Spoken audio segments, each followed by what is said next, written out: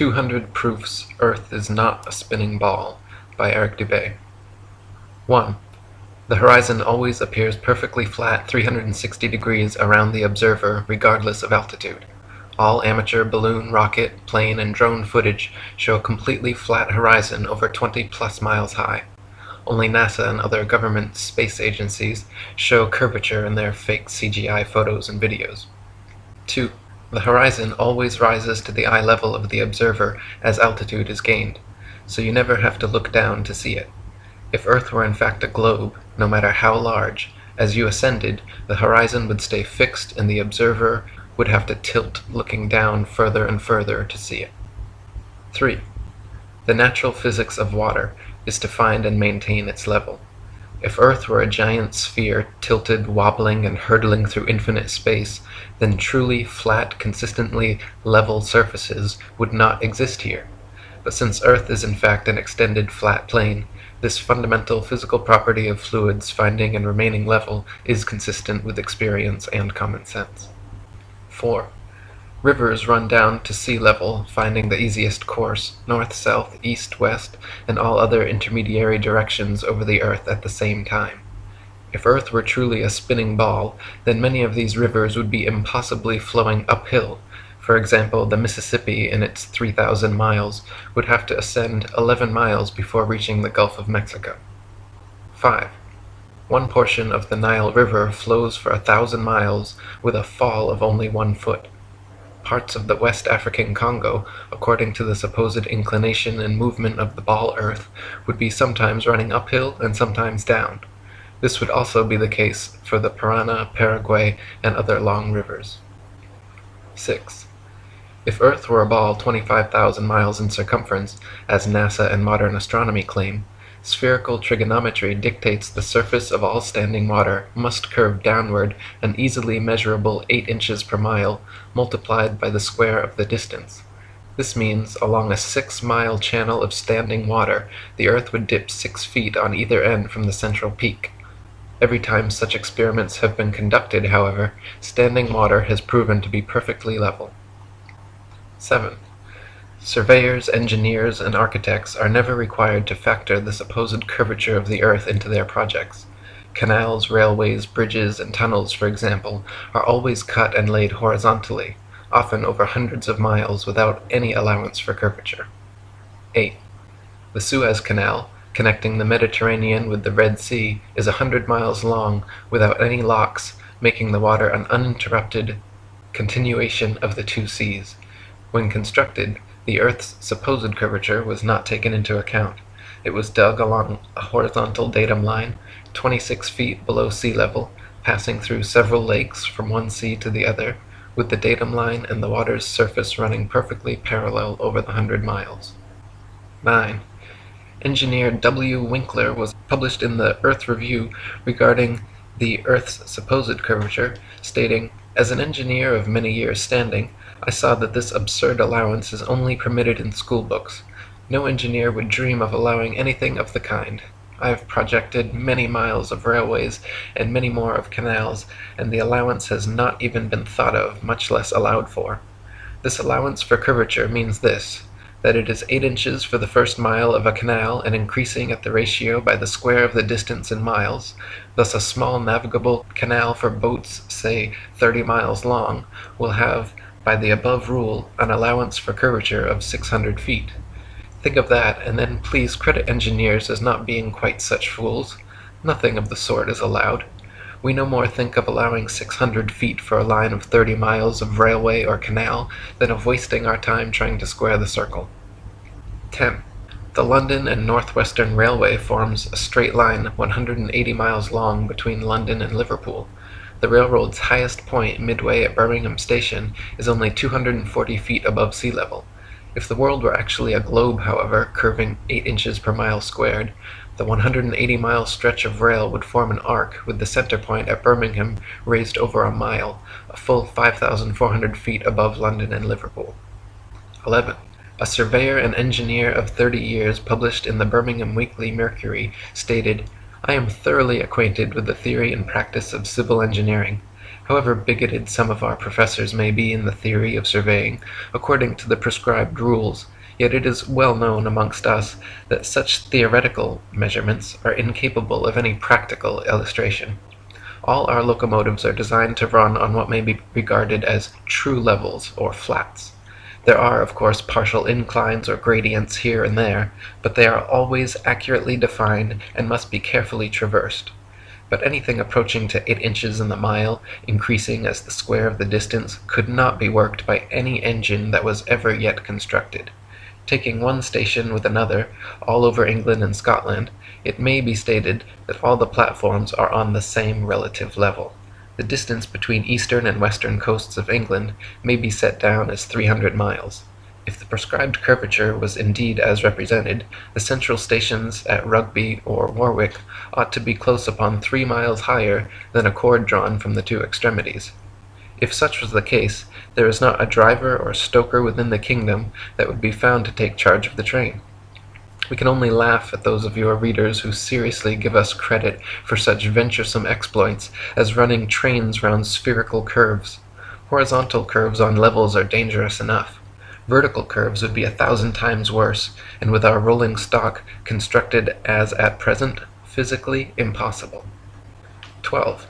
The Manchester Ship Canal Company published in the Earth Review stated, "It is customary in railway and canal constructions for all levels to be referred to a datum which is nominally horizontal, and is so shown on all sections.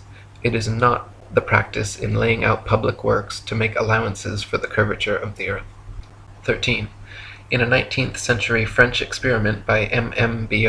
and Arago, a powerful lamp with good reflectors was placed on the summit of Desierto las Palmas in Spain, and able to be seen all the way from Capri on the island of Ibiza.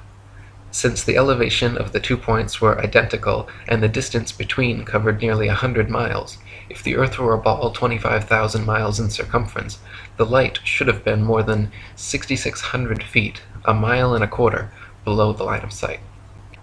14. The Lieutenant Colonel Portlock experiment used oxyhydrogen Drummond's lights and heliostats to reflect the sun's rays across stations set up across 108 miles of St. George's Channel. If the earth were actually a ball 25,000 miles in circumference, Portlock's light should have remained hidden under a mile and a half of curvature. 15. If the earth were truly a sphere 25,000 miles in circumference, airplane pilots would have to constantly correct their altitudes downwards so as to not fly straight off into outer space. A pilot wishing to simply maintain their altitude at a typical cruising speed of 500 miles per hour would have to constantly dip their nose downwards and descend 2,777 feet, over half a mile, every minute. Otherwise, without compensation, in 1 hour's time, the pilot would find themselves 31.5 miles higher than expected. 16. The experiment known as Airy's failure proved that stars move relative to a stationary Earth and not the other way around. By first filling a telescope with water to slow down the speed of light inside, then calculating the tilt necessary to get the starlight directly down the tube, Airy failed to prove the heliocentric theory, since the starlight was already coming in the correct angle with no change necessary, and instead proved the geocentric model correct. 17. Olbers' paradox states that if there were billions of stars, which are suns, the night sky would be filled completely with light. As Edgar Allan Poe said, "Were the succession of stars endless, then the background of the sky would present us a uniform luminosity, since there could exist absolutely no point in all that background at which would not exist a star." In fact, Olbers' paradox is no more a paradox than George Airy's experiment was a failure. Both are actually excellent refutations of the heliocentric spinning ball Earth model. 18. The Michelson, Morley, and Sagnac experiments attempted to measure the change in speed of light due to Earth's assumed motion through space. After measuring in every possible different direction in various locations, they failed to detect any significant change whatsoever, again proving the stationary geocentric model. 19. Tycho Brahe famously argued against the heliocentric theory in his time, positing that if the Earth revolved around the Sun, the change in relative position of the stars after 6 months' orbital motion could not fail to be seen. He argued that the stars should seem to separate as we approach and come together as we recede. In actual fact, however, after 190 million miles of supposed orbit around the Sun, not a single inch of parallax can be detected in the stars, proving that we have not moved at all. 20. If Earth were truly constantly spinning eastwards at over 1,000 miles per hour, vertically fired cannonballs and other projectiles should fall significantly due west. In actual fact, however, when this has been tested, vertically fired cannonballs shoot upwards an average of 14 seconds ascending, 14 seconds descending, and fall back to the ground no more than 2 feet away from the cannon, often directly back into the muzzle. 21. If the Earth were truly constantly spinning eastward at over 1,000 miles per hour, helicopters and hot air balloons should be able to simply hover over the surface of the Earth and wait for their destinations to come to them. 22. If Earth were truly constantly spinning eastward at over 1,000 miles per hour, during the Red Bull stratosphere dive, Felix Baumgartner, spending 3 hours ascending over New Mexico, should have landed 2,500 miles west into the Pacific Ocean, but instead landed a few dozen miles east of the takeoff point. 23. Ball believers often claim gravity magically and inexplicably drags the entire lower atmosphere of the Earth in perfect synchronization up to some undetermined height, where this progressively faster spinning atmosphere gives way to the non-spinning, non-gravitized, non-atmosphere of infinite vacuum space. Such nonsensical theories are debunked, however, by rain, fireworks, birds, bugs, clouds, smoke, planes, and projectiles, all of which would behave very differently if both the ball Earth and its atmosphere were constantly spinning eastward at 1,000 miles per hour. 24. If Earth and its atmosphere were constantly spinning eastward over 1,000 miles per hour, then north-south facing cannons should establish a control, while east-firing cannonballs should fall significantly farther than all others, while west-firing cannonballs should fall significantly closer. In actual fact, however, regardless of which direction cannons are fired, the distance covered is always the same. 25. If Earth and its atmosphere were constantly spinning eastwards over 1,000 miles per hour, then the average commercial airliner, traveling 500 miles per hour, should never be able to reach its eastward destinations before they come speeding up from behind. Likewise, westward destinations should be arrived at thrice the speed, but this is not the case. 26. Quoting Heaven and Earth by Gabrielle Henriette, if flying had been invented at the time of Copernicus, there is no doubt that he would have soon realized that his contention regarding the rotation of the Earth was wrong, on account of the relation existing between the speed of an aircraft and that of the Earth's rotation. If the Earth rotates, as it is said, at 1,000 miles an hour, and a plane flies in the same direction at only 500 miles, it is obvious that its place of destination will be farther removed every minute. On the other hand, if flying took place in the opposite direction to that of the rotation, a distance of 1,500 miles would be covered in 1 hour instead of 500, since the speed of the rotation is to be added to that of the plane. It could also be pointed out that such a flying speed of 1,000 miles an hour, which is supposed to be that of the Earth's rotation, has recently been achieved, so that an aircraft flying at this rate in the same direction as that of the rotation could not cover any ground at all. It would remain suspended in mid-air over the spot from which it took off, since both speeds are equal. 27. If Earth and its atmosphere were constantly spinning eastwards over 1,000 miles per hour, landing airplanes on such fast-moving runways, which face all manner of directions, north, south, east, west, and otherwise, would be practically impossible. Yet, in reality, such fictional concerns are completely negligible. 28.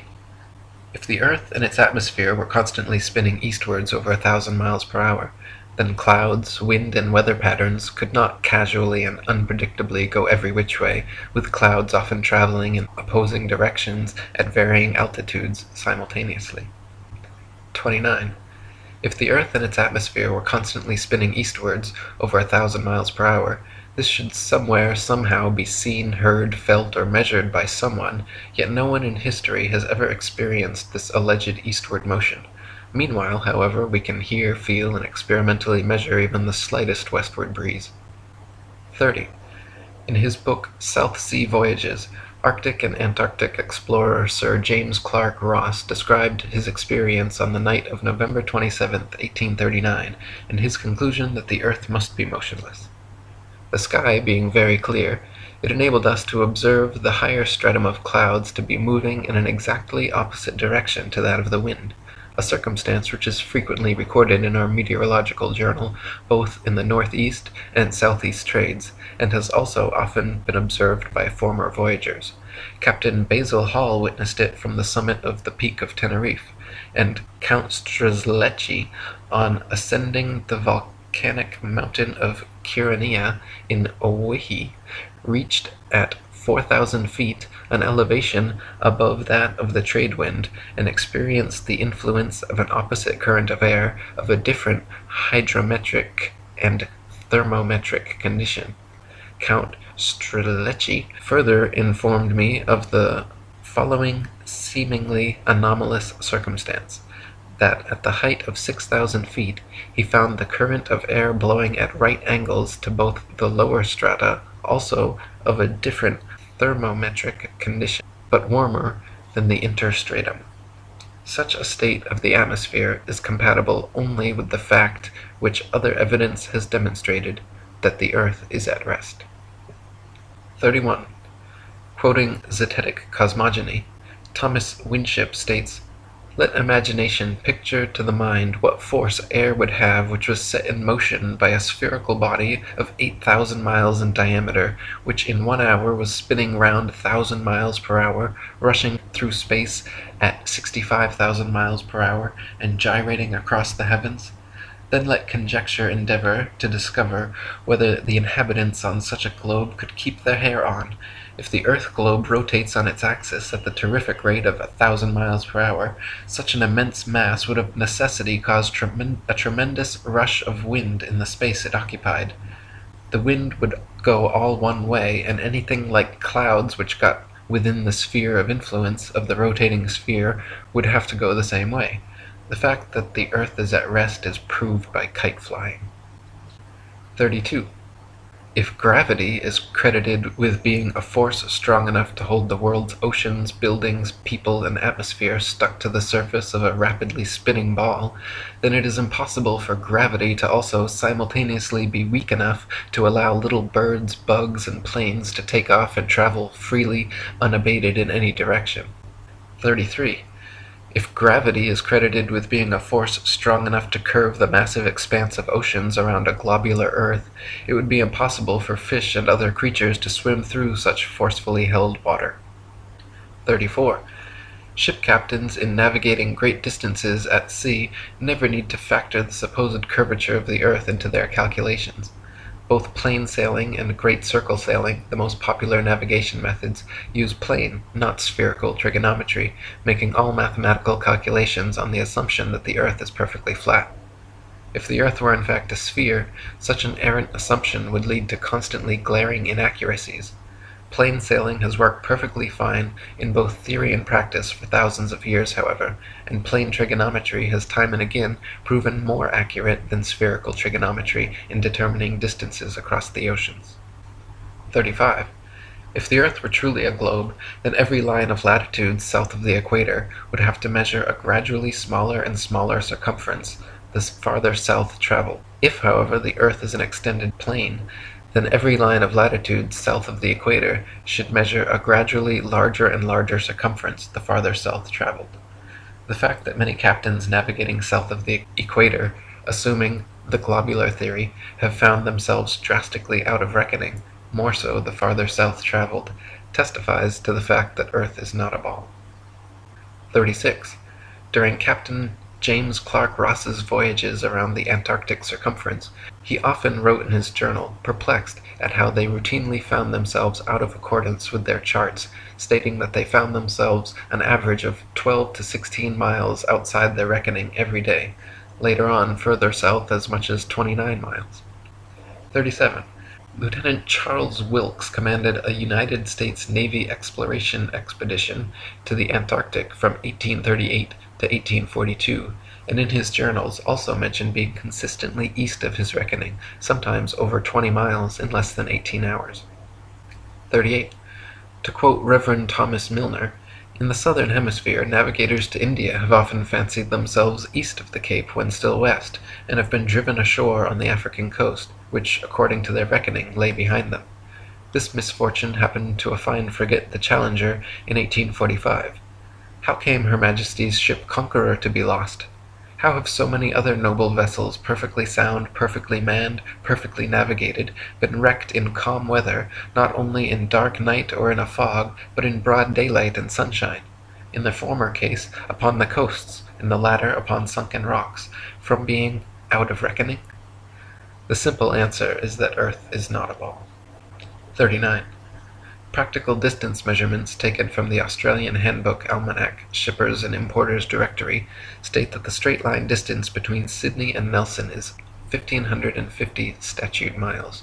Their given difference in longitude is 22 degrees 2 minutes and 14 seconds. Therefore, if 22 degrees 2 minutes 14 seconds out of 360 is 1,550 miles, the entirety would measure 25,182 miles. This is not only larger than the ball Earth is said to be at the equator, but a whole 4,262 miles greater than it would be at Sydney's southern latitude on a globe of said proportions. 40. From near Cape Horn, Chile, to Port Phillip in Melbourne, Australia, the distance is 10,500 miles, or 143 degrees of longitude away. Factoring in the remaining degrees to 360 makes for a total distance of 26,430 miles around this particular latitude, which is over 1,500 miles wider than the Earth is supposed to be at the equator, and many more thousands of miles wider than it is supposed to be at such southern latitudes. 41. Similar calculations made from the Cape of Good Hope, South Africa, to Melbourne, Australia, at an average latitude of 35.5 degrees south, have given an approximate figure of over 25,000 miles, which is again equal to or greater than the Earth's supposed greatest circumference at the equator. Calculations from Sydney, Australia, to Wellington, New Zealand, at an average of 37.5 degrees south, have given an approximate circumference of 25,500 miles, greater still. According to the ball Earth theory, the circumference of the Earth at 37.5 degrees southern latitude should be only 19,757 statute miles, almost 6,000 miles less than such practical measurements. 42. In the ball Earth model, Antarctica is an ice continent which covers the bottom of the ball from 78 degrees south latitude to 90, and is therefore not more than 12,000 miles in circumference. Many early explorers, including Captain Cook and James Clark Ross, however, in attempting Antarctic circumnavigation, took 3 to 4 years and clocked 50 to 60,000 miles around. The British ship Challenger also made an indirect but complete circumnavigation of Antarctica, traversing 69,000 miles. This is entirely inconsistent with the ball model. 43. If Earth was a ball, there are several flights in the southern hemisphere which would have their quickest, straightest path over the Antarctic continent, such as Santiago, Chile, to Sydney, Australia. Instead of taking the shortest, quickest route in a straight line over Antarctica, all such flights detour all manner of directions away from Antarctica, instead claiming the temperatures too cold for airplane travel. Considering the fact that there are plenty of flights to, from, and over Antarctica, and NASA claims to have technology keeping them in conditions both far colder and far hotter than any experienced on Earth, such an excuse is clearly just an excuse, and these flights aren't made because they are impossible. 44. If Earth was a ball, and Antarctica was too cold to fly over, the only logical way to fly from Sydney to Santiago would be a straight shot over the Pacific, staying in the southern hemisphere the entire way. Refueling could be done in New Zealand or other southern hemisphere destinations along the way, if absolutely necessary. In actual fact, however, Santiago to Sydney flights go into the northern hemisphere, making stopovers at LAX and other North American airports, before continuing back down to the southern hemisphere. Such ridiculously wayward detours make no sense on the globe, but make perfect sense, and form nearly straight lines when shown on a flat Earth map. 45. On a ball Earth, Johannesburg, South Africa to Perth, Australia should be a straight shot over the Indian Ocean, with convenient refueling possibilities on Mauritius or Madagascar. In actual practice, however, most Johannesburg to Perth flights curiously stop over either in Dubai, Hong Kong, or Malaysia, all of which make no sense on the ball, but are completely understandable when mapped on a flat Earth. 46. On a ball Earth, Cape Town, South Africa to Buenos Aires, Argentina should be a straight shot over the Atlantic following the same line of latitude across. But instead, every flight goes to connecting locations in the northern hemisphere first, stopping over anywhere from London to Turkey to Dubai. Once again, these make absolutely no sense on the globe, but are completely understandable options when mapped on a flat Earth. 47. On a ball Earth, Johannesburg, South Africa to Sao Paulo, Brazil should be a quick straight shot along the 25th southern latitude, but instead, nearly every flight makes a refueling stop at the 50th degree north latitude in London first. The only reason such a ridiculous stopover works in reality is because the Earth is flat. 48. On a ball Earth, Santiago, Chile to Johannesburg, South Africa should be an easy flight, all taking place below the Tropic of Capricorn in the southern hemisphere. Yet every listed flight makes a curious refueling stop in Senegal near the Tropic of Cancer in the north hemisphere first. When mapped on a flat Earth, the reason why is clear to see, however. Senegal is actually directly in a straight line path halfway between the two. 49. If Earth were a spinning ball heated by a sun 93 million miles away, it would be impossible to have simultaneously sweltering summers in Africa, while just a few thousand miles away, bone-chilling, frozen Arctic and Antarctic winters experiencing little to no heat from the sun whatsoever. If the heat from the sun traveled 93 million miles to the Sahara Desert, it is absurd to assert that another 4,000 miles, 0.00004%, further to Antarctica would completely negate such sweltering heat, resulting in such drastic differences. 50. If the Earth were truly a globe, the Arctic and Antarctic polar regions and areas of comparable latitude north and south of the equator should share similar conditions and characteristics, such as comparable temperatures, seasonal changes, length of daylight, plant and animal life. In reality, however, the Arctic and Antarctic regions and areas of comparable latitude north and south of the equator differ greatly in many ways, entirely inconsistent with the ball model and entirely consistent with the flat model. 51. Antarctica is by far the coldest place on Earth, with an average annual temperature of approximately minus 57 degrees Fahrenheit and a record low of minus 135.8. The average annual temperature at the North Pole, however, is a comparatively warm 4 degrees. Throughout the year, temperatures in the Antarctic vary less than half the amount at comparable Arctic latitudes. The northern Arctic region enjoys moderately warm summers and manageable winters, whereas the southern Antarctic region never even warms enough to melt the perpetual snow and ice. On a tilting, wobbling ball Earth spinning uniformly around the sun, Arctic and Antarctic temperatures and seasons should not vary so greatly. 52. Iceland, at 65 degrees north latitude, is home to 870 species of native plants and abundant various animal life. Compare this with the Isle of Georgia at just 54 degrees south latitude, where there are only 18 species of native plants and animal life is almost non-existent. The same latitude as Canada or England in the north, where dense forests of various tall trees abound, the infamous Captain Cook wrote of Georgia that he was unable to find a single shrub large enough to make a toothpick. Cook wrote, "Not a tree was to be seen. The lands which lie to the south are doomed by nature to perpetual frigidness, never to feel the warmth of the sun's rays, whose horrible and savage aspect I have not words to describe. Even marine life is sparse in certain tracts of vast extent, and the sea-bird is seldom observed flying over such lonely wastes. The contrasts between the limits of organic life in the Arctic and Antarctic zones is very remarkable and significant." 53. At places of comparable latitude north and south, the sun behaves very differently than it would on a spinning ball Earth, but precisely how it should on a flat Earth. For example, the longest summer days north of the equator are much longer than those south of the equator, and the shortest winter days north of the equator are much shorter than the shortest south of the equator.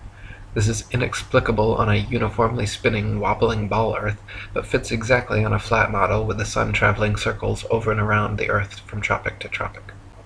54. At places of comparable latitude north and south, Dawn and dusk happen very differently than they would on a spinning ball, but precisely how they should on a flat Earth. In the north, dawn and dusk come slowly and last far longer than in the south, where they come and go very quickly. Certain places in the north twilight can last for over an hour, while at comparable southern latitudes, within a few minutes the sunlight completely disappears. This is inexplicable on a uniformly spinning, wobbling ball Earth, but is exactly what is expected on a flat Earth with the sun traveling faster, wider circles over the south and slower, narrower circles over the north. 55. If the sun circles over and around the Earth every 24 hours, steadily traveling from tropic to tropic every 6 months, it follows that the northern central region would annually receive far more heat and sunlight than the southern circumferential region. Since the sun must sweep over the larger southern region in the same 24 hours it has to pass over the smaller northern region, its passage must necessarily be proportionally faster as well. This perfectly explains the differences in Arctic and Antarctic temperatures, seasons, length of daylight, plant and animal life. This is why the Antarctic morning dawn and evening twilight are very abrupt compared to the north, and this explains why many midsummer Arctic nights the sun does not set at all. 56. The midnight sun is an Arctic phenomenon occurring annually during the summer solstice, where for several days straight an observer significantly far enough north can watch the sun traveling circles overhead, rising and falling in the sky throughout the day, but never fully setting for upwards of 72 plus hours. If the Earth were actually a spinning globe revolving around the sun, the only place such a phenomenon as the midnight sun could be observed would be at the poles. Any other vantage point from 89 degrees latitude downwards could never, regardless of any tilt or inclination, see the sun for 24 hours straight.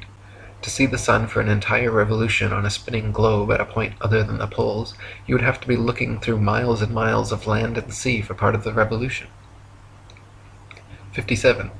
The establishment claims the midnight sun is experienced in Antarctica, but they conveniently do not have any uncut videos showing this, nor do they allow independent explorers to travel to Antarctica during the winter solstice to verify or refute these claims. Conversely, there are dozens of uncut videos publicly available showing the Arctic midnight sun, and it has been verified beyond any shadow of a doubt. 58. The Royal Belgian Geographical Society, in their Expedition Antarctique Belge, recorded that during the most severe part of the Antarctic winter, from 71 degrees south latitude onwards, the sun sets on May 17th and is not seen above the horizon again until July 21st. This is completely at odds with the ball Earth theory, but easily explained by the flat Earth model. The midnight sun is seen from high altitudes in extreme northern latitudes during Arctic summer because the sun, at its innermost cycle, is circling tightly enough around the polar center that it remains visible above the horizon for someone at such a vantage point. Likewise, in extreme southern latitudes during Arctic summer, the sun completely disappears from view for over 2 months, because there, at the northern tropic, the innermost arc of its boomerang journey, the sun is circling the northern center too tightly to be seen from the southern circumference. 59. Quoting Gabrielle Henriette, "The theory of the rotation of the Earth may once and for all be definitely disposed of as impracticable by pointing out the following inadvertence. It is said that the rotation takes 24 hours and that its speed is uniform, in which case, necessarily, days and nights should have an identical duration of 12 hours each all the year round. The sun should invariably rise in the morning and set in the evening at the same hours, with the result that it would be the equinox every day from the 1st of January to the 31st of December. One should stop and reflect on this before saying that the Earth has a movement of rotation. How does the system of gravitation account for the seasonal variations in the length of days and nights if the Earth rotates at a uniform speed in 24 hours? 60. Anyone can prove the sea horizon perfectly straight and the Earth perfectly flat using nothing more than a level, tripods, and a wooden plank. At any altitude above sea level, simply fix a 6 to 12 foot long smooth leveled board edgewise upon tripods and observe the skyline from eye level behind it. The distant horizon will always appear perfectly level with the upper edge of the board. Furthermore, if you move in a half circle from one end of the board to the other, whilst observing the skyline over the upper edge, you will be able to trace a clear, flat 10 to 20 miles depending on your altitude. This would be impossible if the Earth were a globe 25,000 miles in circumference. The horizon would align over the center of the board, but then gradually, noticeably decline towards the extremities. Just 10 miles on each side would necessitate an easily visible curvature of 66.6 feet from each end to the center.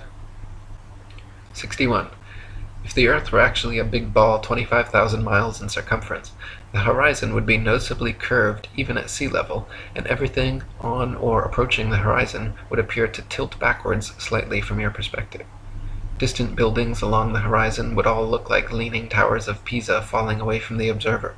A hot air balloon taking off, then drifting steadily away from you on a ball Earth would slowly and constantly appear to lean back more and more the farther away it flew, the bottom of the basket coming gradually into view as the top of the balloon disappears from sight. In reality, however, buildings, balloons, trees, people, anything and everything at right angles to the ground and horizon remain so, regardless the distance or height of the observer. 62. Samuel Rowbotham's experiments at the Old Bedford level proved conclusively the canal's water to be completely flat over a 6-mile stretch. First, he stood in the canal with his telescope held 8 inches above the surface of the water. Then his friend in a boat with a 5-foot-tall flag sailed the 6 miles away. If Earth were a ball 25,000 miles in circumference, the 6-mile stretch of water should have comprised an arc exactly 6 feet high in the middle, so the entire boat and flag should have ultimately disappeared, when in fact the entire boat and flag remained visible at the same height for the entire journey. 63. In a second experiment, Dr. Rowbotham affixed flags 5 feet high along the shoreline, one at every mile marker, then using his telescope mounted at 5 feet just behind the first flag, looked over the tops of all 6 flags, which lined up in a perfectly straight line. If the Earth were a ball 25,000 miles in circumference, the flags should have progressively dipped down after the first establishing line of sight, the second would have descended 8 inches, 32 inches for the third, 6 feet for the fourth, 10 feet 8 inches for the fifth, and 16 feet 8 inches for the sixth. 64. Quoting Earth Not a Globe by Samuel Rowbotham, "It is known that the horizon at sea, whatever distance it may extend to the right and left of the observer on land, always appears as a straight line. The following experiment has been tried in various parts of the country. At Brighton, on a rising ground near the race course, 2 poles were affixed in the earth 6 yards apart and directly opposite the sea. Between these poles a line was tightly stretched parallel to the horizon. From the center of the line the view embraced not less than 20 miles on each side, making a distance of 40 miles. A vessel was observed sailing directly westwards. The line cut the rigging a little above the bulwarks, which it did for several hours, or until the vessel had sailed the whole distance of 40 miles. The ship coming into view from the east would have to ascend an inclined plane for 20 miles until it arrived at the center of the arc, whence it would have to descend for the same distance. The square of 20 miles multiplied by 8 inches gives 266 feet as the amount the vessel would be below the line at the beginning and at the end of the 40 miles. 65. Also quoting Dr. Rowbotham, "On a shore near Waterloo, a few miles to the north of Liverpool, a good telescope was fixed at an elevation of 6 feet above the water. It was directed to a large steamer just leaving the River Mersey and sailing out to Dublin.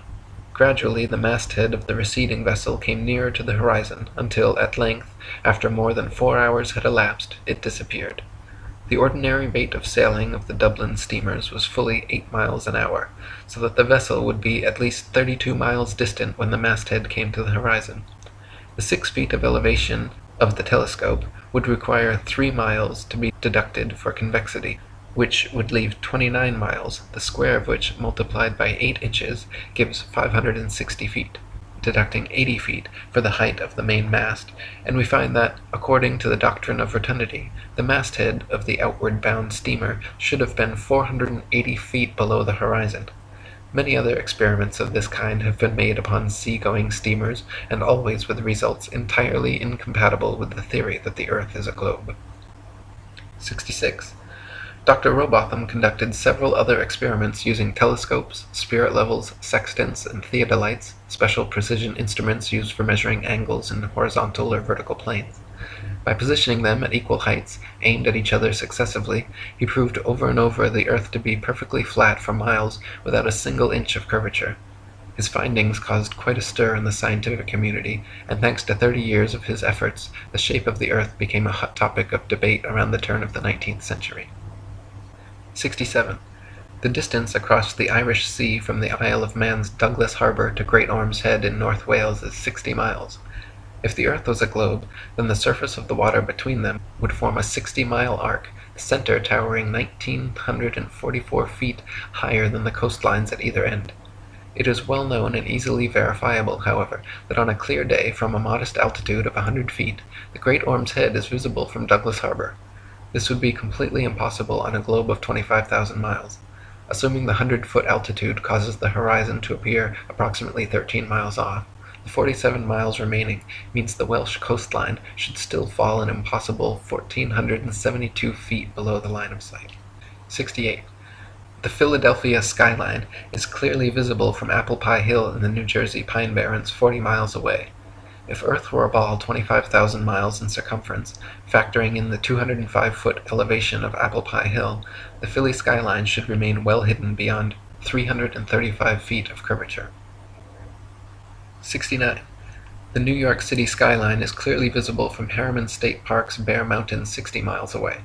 If Earth were a ball 25,000 miles in circumference, viewing from Bear Mountain's 1,283-foot summit, the Pythagorean theorem determining distance to the horizon being 1.23 times the square root of the height in feet, the New York City skyline should be invisible behind 170 feet of curved Earth. 70. From Washington's Rock in New Jersey, at just a 400-foot elevation, it is possible on a clear day to see the skylines of both New York and Philadelphia in opposite directions at the same time, covering a total distance of 120 miles.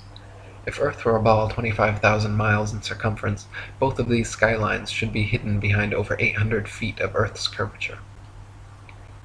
71. It is often possible to see the Chicago skyline from sea level 60 miles away across Lake Michigan. In 2015, after photographer Joshua Nowicki photographed this phenomenon, several news channels quickly claimed his picture to be a superior mirage, an atmospheric anomaly caused by temperature inversion. While these certainly do occur, the skyline in question was facing right side up and clearly seen, unlike a hazy, illusory mirage, and on a ball Earth 25,000 miles in circumference should be 2,400 feet below the horizon. 72. October 16, 1854, the Times newspaper reported the Queen's visit to Great Grimsby from Hull, recording they were able to see the 300-foot-tall dock tower from 70 miles away. On a ball Earth 25,000 miles in circumference, factoring their 10-foot elevation above the water and the tower's 300-foot height at 70 miles away, the dock tower should have remained an entire 2,600 feet below the horizon. 73. In 1872, Captain Gibson and crewmates, sailing the ship Thomas Wood from China to London, reported seeing the entirety of St. Helena Island on a clear day from 75 miles away. Factoring in their height during measurement on a ball Earth 25,000 miles in circumference, it was found the island should have been 3,650 feet below their line of sight. 74. From Genoa, Italy, at a height of just 70 feet above sea level, the island of Gorgona can often be seen 81 miles away. If Earth were a ball 25,000 miles in circumference, Gorgona should be hidden beyond 3,332 feet of curvature. 75. From Genoa, Italy, at a height of just 70 feet above sea level, the island of Corsica can often be seen 99 miles away. If Earth were a ball 25,000 miles in circumference, Corsica should fall 5,245 feet, almost an entire mile below the horizon. 76. From Genoa, Italy, 70 feet above sea level, the island of Caprea, 102 miles away, can often be seen as well. If Earth were a ball 25,000 miles in circumference, Caprea should always remain hidden behind 5,605 feet, over a mile of supposed curvature. 77. Also from Genoa, on bright clear days, the island of Elba can be seen an incredible 125 miles away. If Earth were a ball 25,000 miles in circumference, Elba should be forever invisible behind 8,770 feet of curvature. 78. From Anchorage, Alaska, at an elevation of 102 feet, on clear days, Mount Foraker can be seen with the naked eye 120 miles away. If Earth were a ball 25,000 miles in circumference, Mount Foraker's 17,400-foot summit should be leaning back away from the observer, covered by 7,719 feet of curved Earth. In reality, however, the entire mountain can be quite easily seen standing straight from base to summit. 79. From Anchorage, Alaska, at an elevation of 102 feet, on clear days Mount McKinley can be seen with the naked eye from 130 miles away. If Earth were a ball 25,000 miles in circumference, Mount McKinley's 20,320-foot summit should be leaning back away from the observer and almost half covered by 9,220 feet of curved Earth. In reality, however, the entire mountain can be quite easily seen standing straight from base to summit. 80. In Chambers' Journal, February 1895, a sailor near Mauritius in the Indian Ocean reported having seen a vessel which turned out to be an incredible 200 miles away. The incident caused much heated debate in nautical circles at the time, gaining further confirmation in Aden, Yemen, where another witness reported seeing a missing Bombay steamer from 200 miles away. He correctly stated the precise appearance, location, and direction of the steamer, all later corroborated and confirmed correct by those on board. Such sightings are absolutely inexplicable if the Earth were actually a ball 25,000 miles around, as ships 200 miles distant would have to fall approximately 5 miles below line of sight. 81. The distance from which various lighthouse lights around the world are visible at sea far exceeds what could be found on a ball Earth 25,000 miles in circumference. For example, the Dunkirk light in southern France, at an altitude of 194 feet, is visible from a boat 10 feet above sea level, 28 miles away. Spherical trigonometry dictates that if the Earth was a globe with the given curvature of 8 inches per mile squared, this light should be hidden 190 feet below the horizon. 82. The Port Nicholson light in New Zealand is 420 feet above sea level and visible from 35 miles away, where it should be 220 feet below the horizon. 83. The Icaro light in Norway is 154 feet above high water and visible from 28 statute miles, where it should be 230 feet below the horizon. 84. The light at Madras on the Esplanade is 132 feet high and visible from 28 miles away, where it should be 250 feet below the line of sight. 85. The Cordonan light on the west coast of France is 207 feet high and visible from 31 miles away, where it should be 280 feet below the line of sight. 86. The light at Cape Bonavista, Newfoundland, is 150 feet above sea level and visible at 35 miles, where it should be 491 feet below the horizon. 87. The lighthouse steeple of St. Botolph's Parish Church in Boston is 290 feet tall and visible from over 40 miles away, where it should be hidden a full 800 feet below the horizon. 88. The Isle of Wight Lighthouse in England is 180 feet high and can be seen up to 42 miles away, a distance at which modern astronomers say the light should fall 996 feet below the line of sight. 89. The Cape Legolas Lighthouse in South Africa is 33 feet high, 238 feet above sea level, and can be seen for over 50 miles. If the world were a globe, this light would fall 1,400 feet below an observer's line of sight. 90. The Statue of Liberty in New York stands 326 feet above sea level, and on a clear day can be seen as far as 60 miles away. If the Earth were a globe, that would put Lady Liberty at an impossible 2,074 feet below the horizon. 91. The lighthouse at Port Said, Egypt, at an elevation of only 60 feet, has been seen an astonishing 58 miles away, where, according to modern astronomy, it should be 2,182 feet below the line of sight. 92. The Notre Dame Antwerp spire stands 403 feet high from the foot of the tower, with Strasbourg measuring 468 feet above sea level. With the aid of a telescope, ships can be distinguished on the horizon, and captains declare they can see the cathedral spire from an amazing 150 miles away. If the Earth were a globe, however, at that distance the spire should be an entire mile, 5,280 feet below the horizon. 93. The St. George's Channel between Holyhead and Kingstown Harbour near Dublin is 60 miles across. When halfway across, a ferry passenger will notice behind them the light on Holyhead Pier as well as in front of them the Poolbeg light in Dublin Bay. The Holyhead Pier light is 44 feet high, while the Poolbeg lighthouse 68 feet. Therefore, a vessel in the middle of the channel, 30 miles from either side, standing on a deck 24 feet above the water, can clearly see both lights. On a ball Earth 25,000 miles in circumference, however, both lights should be hidden well below both horizons by over 300 feet. 94. From the highland near Portsmouth Harbour in Hampshire, England, looking across Spithead to the Isle of Wight, the entire base of the island, where water and land come together, composes a perfectly straight line 22 statute miles long. According to the ball Earth theory, the Isle of Wight should decline 80 feet from the center on each side to account for the necessary curvature. The crosshairs of a good theodolite directed there, however, have repeatedly shown the land and water line to be perfectly level. 95. On a clear day from the High Head near Douglas Harbour on the Isle of Man, the whole length of the coast of North Wales is often plainly visible to the naked eye. From the Point of Ayr at the mouth of the River Dee to Holyhead comprises a 50-mile stretch which has also been repeatedly found to be perfectly horizontal.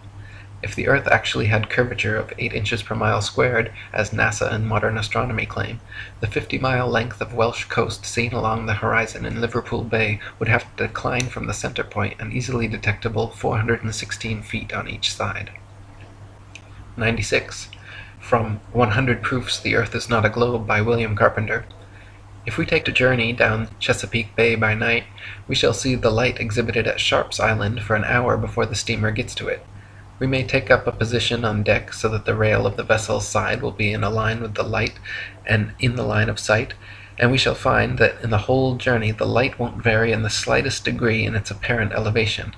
But say that a distance of 13 miles has been traversed, the astronomer's theory of curvature demands a difference, one way or the other, in the apparent elevation of the light of 112 feet 8 inches. Since, however, there is not a difference of 100 hair's breadths, we have a plain proof that the water of the Chesapeake Bay is not curved, which is a proof that the Earth is not a globe. 97. NASA and modern astronomy say the Earth is a giant ball tilted back, wobbling and spinning 1,000 miles per hour around its central axis, traveling 67,000 miles per hour circles around the Sun, spiraling 500,000 miles per hour around the Milky Way, while the entire galaxy rockets a ridiculous 670 million miles through the universe, with all of these motions originating from an alleged Big Bang cosmogenic explosion 14 billion years ago.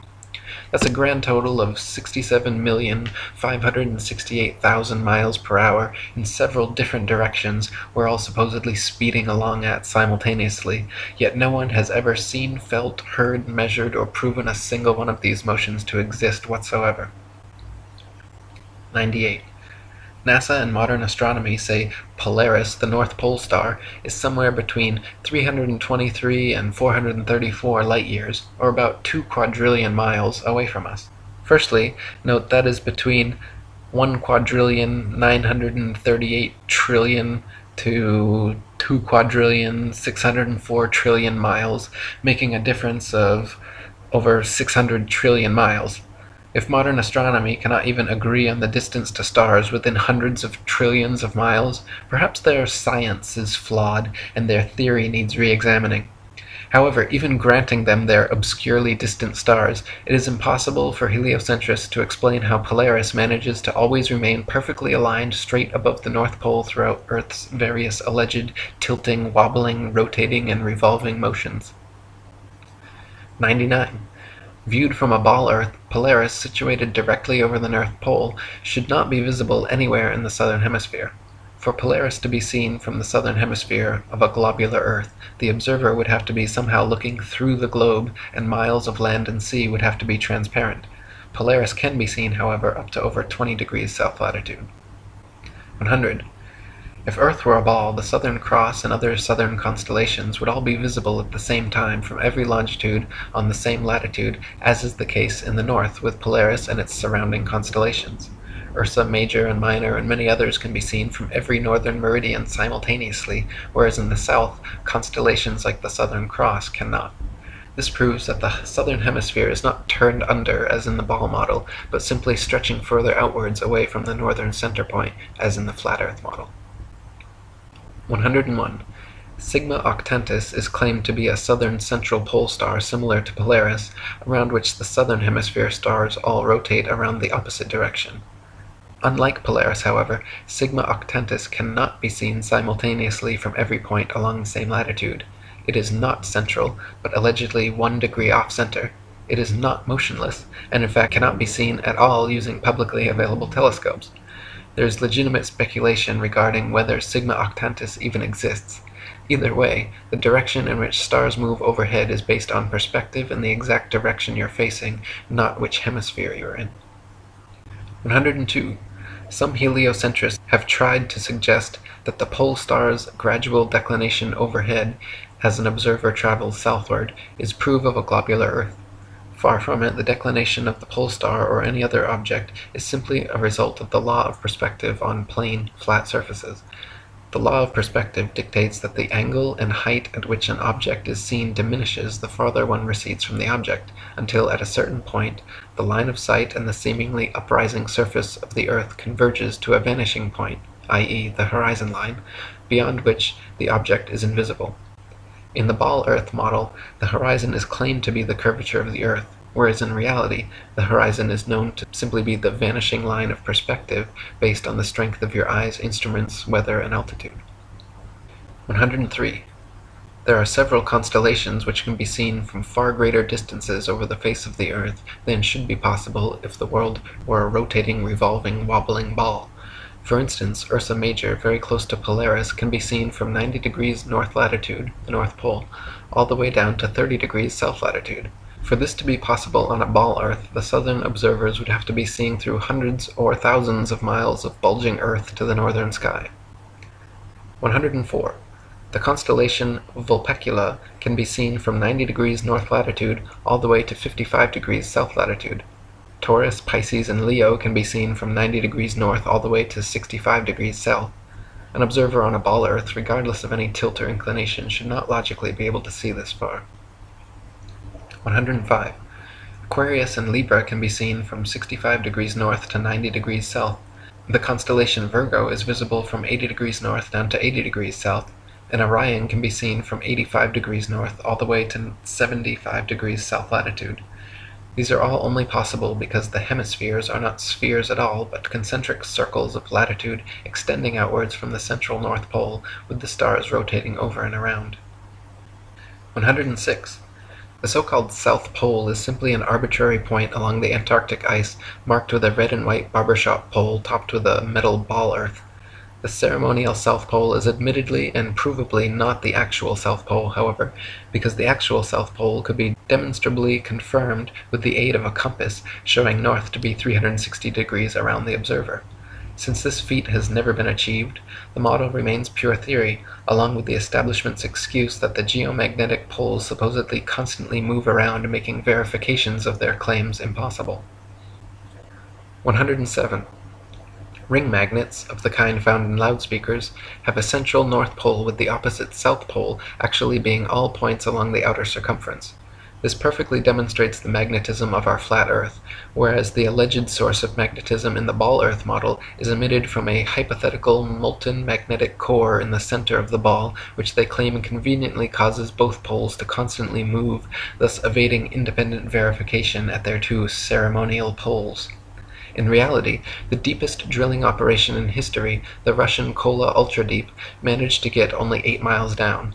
So the entire ball Earth model taught in schools showing a crust, outer mantle, outer core, and inner core layers are all purely speculation, as we have never penetrated through beyond the crust. 108. The mariner's compass is an impossible and nonsensical instrument for use on a ball Earth. It simultaneously points north and south over a flat surface, yet claims to be pinpointing two constantly moving geomagnetic poles at opposite ends of a spinning sphere originating from a hypothetical molten metal core. If compass needles were actually drawn to the north pole of a globe, the opposing south needle would actually be pointing up and off into outer space. 109. There are no fixed east or west points, just as there is no fixed south. The north central pole is the only proven fixed point on our flat Earth, with south being all straight lines outwards from the pole, east and west being concentric circles at constant right angles 90 degrees from the pole. A westerly circumnavigation of Earth is thus going around with Polaris continually on your right, while an easterly circumnavigation is going around with Polaris always at your left. 110. Magellan and others' east-west circumnavigations of Earth are often quoted as proof of the ball model. In actual fact, however, sailing or flying at right angles to the North Pole and eventually returning to one's original location is no more difficult or mysterious than doing so on a globe. Just as an architect's compass can place its center point on a flat piece of paper and trace a circle either way around the pole, so can a ship or plane circumnavigate a flat Earth. 111. Since the North Pole and Antarctica are covered in ice and guarded no-fly zones, no ships or planes have ever been known to circumnavigate the Earth in north-south directions. The only kind of circumnavigation which could not happen on a flat Earth is north and southbound, which is likely the very reason for the heavily enforced flight restrictions. The fact that there is yet to be a single verified north-to-south circumnavigation of Earth serves as standing proof the world is not a ball. 112. The sun brings noon to every time zone as it passes directly overhead every 15-degree demarcation point, 24 times per day, in its circular path over and around the Earth. If time zones were instead caused by the uniform spinning of the ball Earth around the sun, every 6 months, as Earth found itself on the opposite side of the sun, clocks all over Earth would have to flip 12 hours. Day would be night, and night would be day. 113. The idea that people are standing, ships are sailing, and planes are flying upside down on certain parts of Earth, while others tilted at 90 degrees and all other impossible angles, is complete absurdity. The idea that a man digging a hole straight down could eventually reach sky on the other side is ludicrous. Common sense tells every free-thinking person correctly that there truly is an up and down in nature, unlike the everything is relative rhetoric of the Newtonian Einsteinian paradigm. 114. Quoting On the False Wisdom of the Philosophers by Lactantius, a sphere where people on the other side live with their feet above their heads, where rain, snow, and hail fall upwards, where trees and crops grow upside down, and the sky is lower than the ground, the ancient wonder of the hanging gardens of Babylon dwindle into nothing in comparison to the fields, seas, towns, and mountains that pagan philosophers believe to be hanging from the earth without support. 115. The existing laws of density and buoyancy perfectly explained the physics of falling objects long before knighted Freemason Sir Isaac Newton bestowed his theory of gravity upon the world. It is a fact that objects placed in denser mediums rise up, while objects placed in less dense mediums sink down. To fit with the heliocentric model, which has no up or down, Newton instead claimed objects are attracted to large masses and fall towards the center. Not a single experiment in history, however, has shown an object massive enough to, by virtue of its mass alone, cause other smaller masses to be attracted to it, as Newton claims gravity does with the Earth, the Sun, Moon, stars, and planets. 116. There has also never been a single experiment in history showing an object massive enough to, by virtue of its mass alone, cause another smaller mass to orbit around it. The magic theory of gravity allows for oceans, buildings, and people to remain forever stuck to the underside of a spinning ball, while simultaneously causing objects like the moon and satellites to remain locked in perpetual circular orbits around the Earth. If these were both true, then people should be able to jump up and start orbiting circles around the Earth, or the moon should have long ago been sucked into the Earth. Neither of these theories have ever been experimentally verified, and their alleged results are mutually exclusive. 117. Newton also theorized, and it is now commonly taught, that the Earth's ocean tides are caused by gravitational lunar attraction. If the moon is only 2,160 miles in diameter, and the Earth 8,000 miles, However, using their own math and law, it follows that the Earth is 87 times more massive and therefore the larger object should attract the smaller to it, and not the other way around. If the Earth's greater gravity is what keeps the Moon in orbit, it is impossible for the Moon's lesser gravity to supersede the Earth's gravity, especially at Earth's sea level, where its gravitational attraction would even further out-trump the Moon's.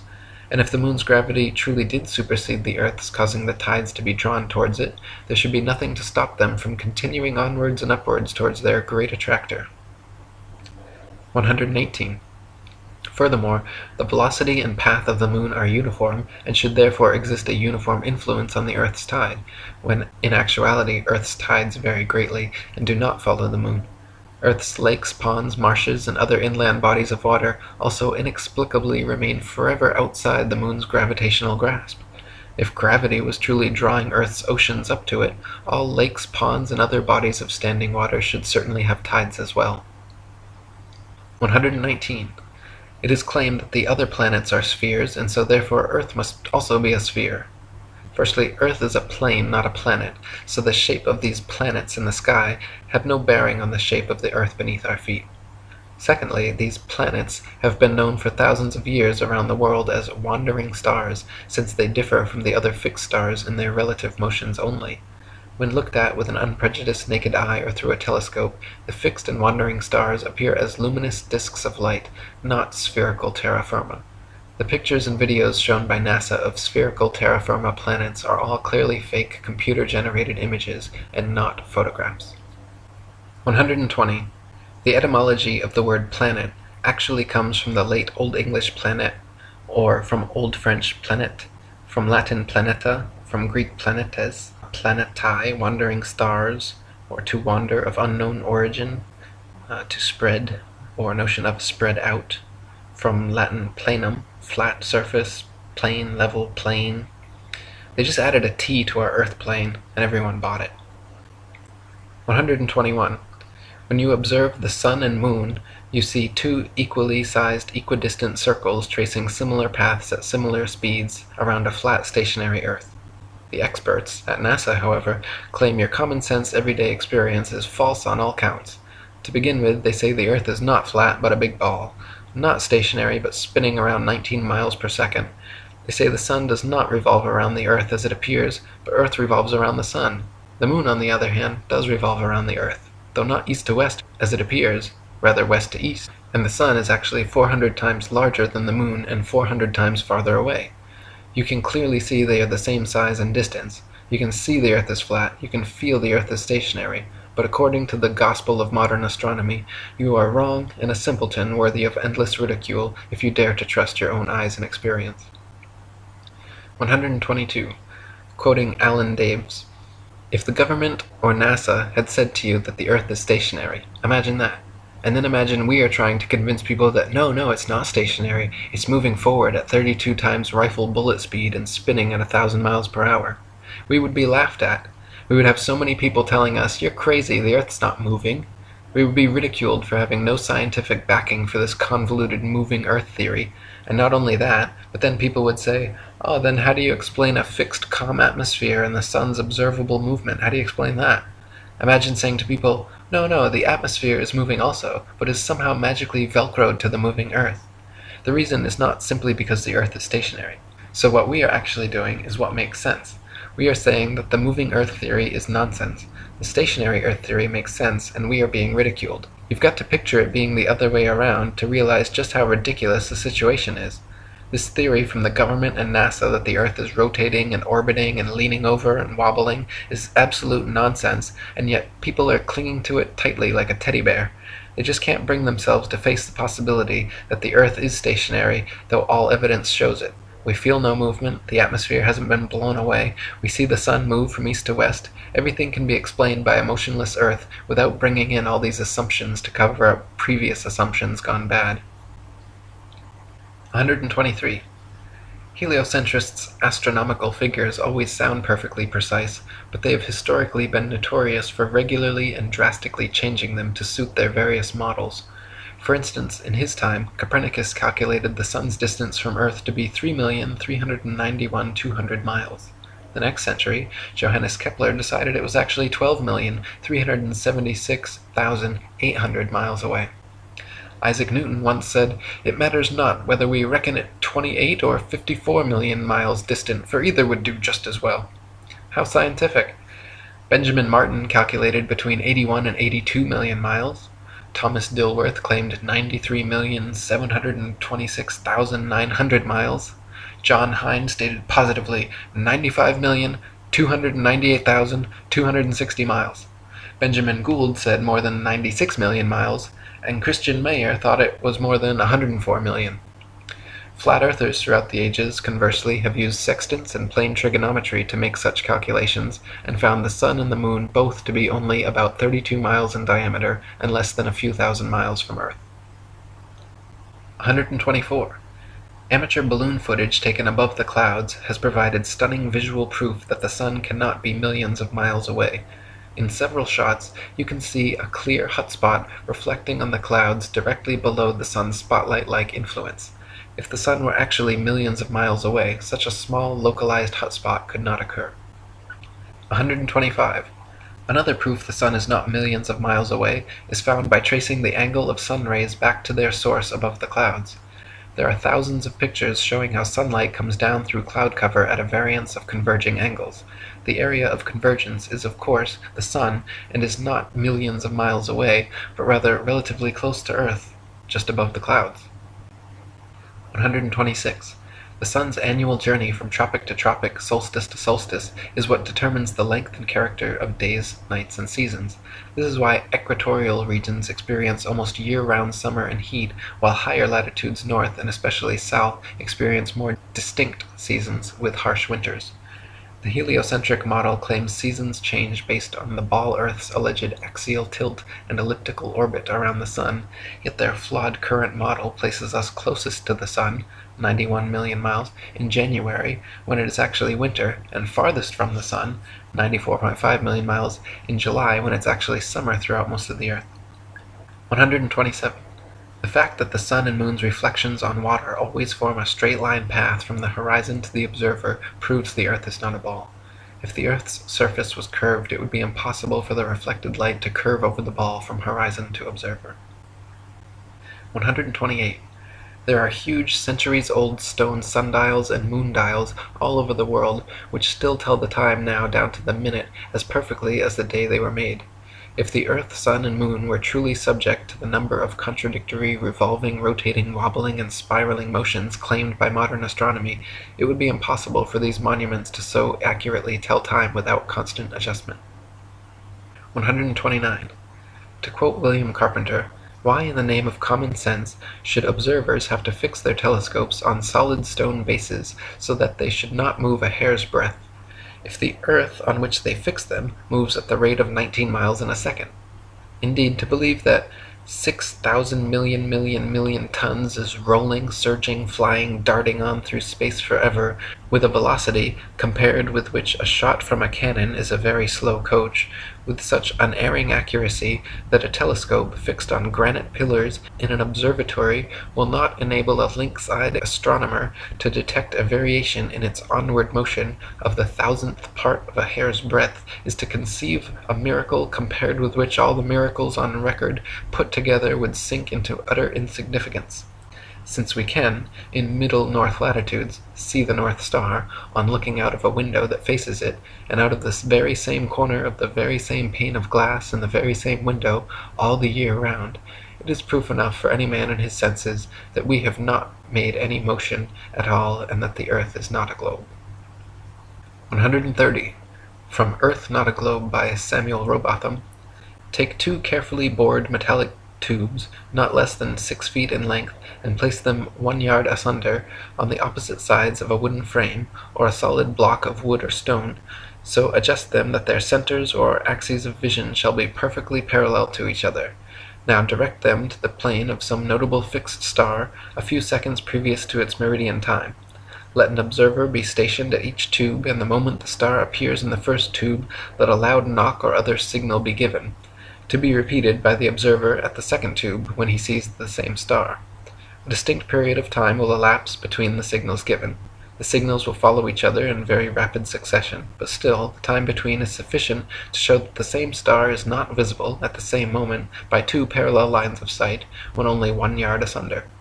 A slight inclination of the second tube towards the first tube would be required for the star to be seen through both tubes at the same instant. Let the tubes remain in their positions for 6 months, at the end of which time the same observation or experiment will produce the same results.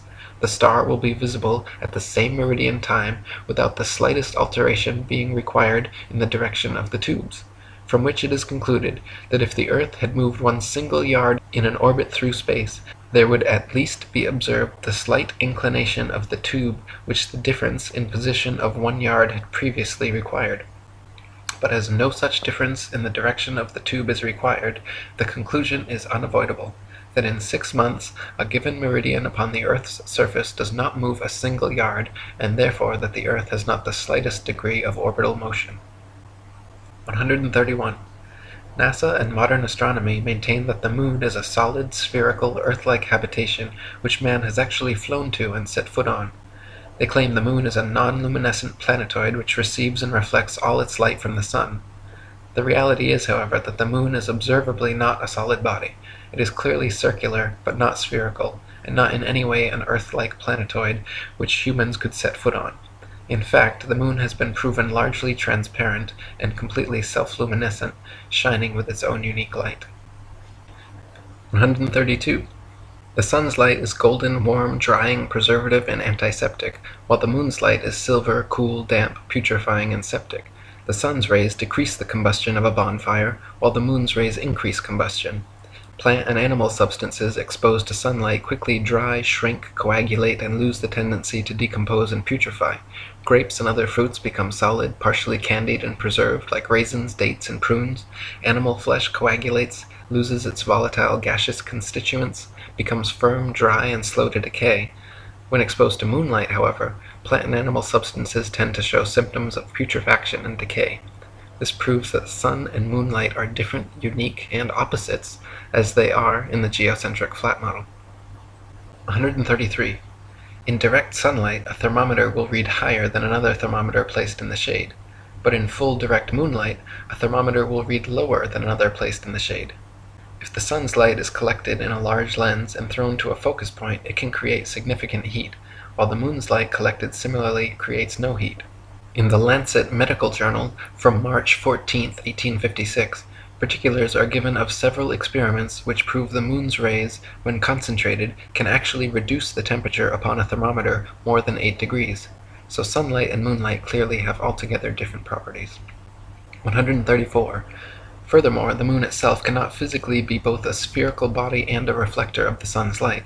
Reflectors must be flat or concave for light rays to have any angle of incidence. If a reflector's surface is convex, then every ray of light points in a direct line with the radius perpendicular to the surface, resulting in no reflection. 135.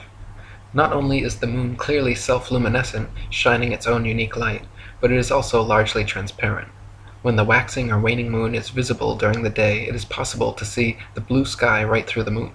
And on a clear night, during a waxing or waning cycle, it is even possible to occasionally see stars and planets directly through the surface of the moon.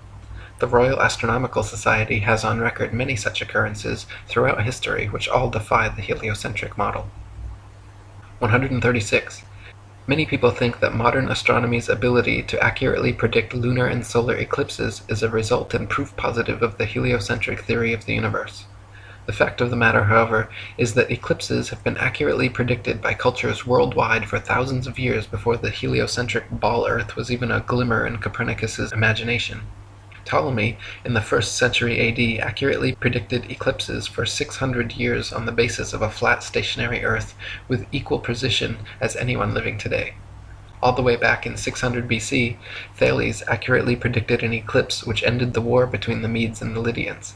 Eclipses happen regularly with precision in 18-year cycles, so regardless of geocentric or heliocentric, flat or globe Earth cosmologies, eclipses can be accurately calculated independent of such factors. 137. Another assumption and supposed proof of the Earth's shape, heliocentrists claim that lunar eclipses are caused by the shadow of the ball Earth occulting the moon. They claim the Sun, Earth, and Moon spheres perfectly align like 3 billiard balls in a row, so that the Sun's light casts the Earth's shadow onto the Moon. Unfortunately for heliocentrists, this explanation is rendered completely invalid due to the fact that lunar eclipses have happened and continue to happen regularly when both the Sun and Moon are still visible together above the horizon. For the Sun's light to be casting Earth's shadow onto the Moon, the three bodies must be aligned in a straight 180-degree syzygy, but as early as the time of Pliny, there are records of lunar eclipses happening while both the Sun and Moon are visible in the sky. Therefore, the eclipser of the Moon cannot be the Earth or Earth's shadow, and some other explanation must be sought. 138. Another favorite proof of ball-earthers is the appearance from an observer on shore of ships' hulls being obfuscated by the water and disappearing from view when sailing away towards the horizon. Their claim is that ships' hulls disappear before their mastheads because the ship is beginning its declination around the convex curvature of the ball-earth. Once again, however, their hasty conclusion is drawn from a faulty premise, namely that only on a ball-earth could this phenomenon occur. The fact of the matter is that the law of perspective on plane surfaces dictates and necessitates the exact same occurrence. For example, a girl wearing a dress walking away towards the horizon will appear to sink into the earth the farther away she walks. Her feet will disappear from view first, and the distance between the ground and the bottom of her dress will gradually diminish until, after a half a mile, it seems like her dress is touching the ground as she walks on invisible legs. Such is the case on plane surfaces. The lowest parts of objects receding from a given point of observation necessarily disappear before the highest. 139. Not only is the disappearance of ships' hulls explained by the law of perspective on flat surfaces, it is proven undeniably true with the aid of a good telescope.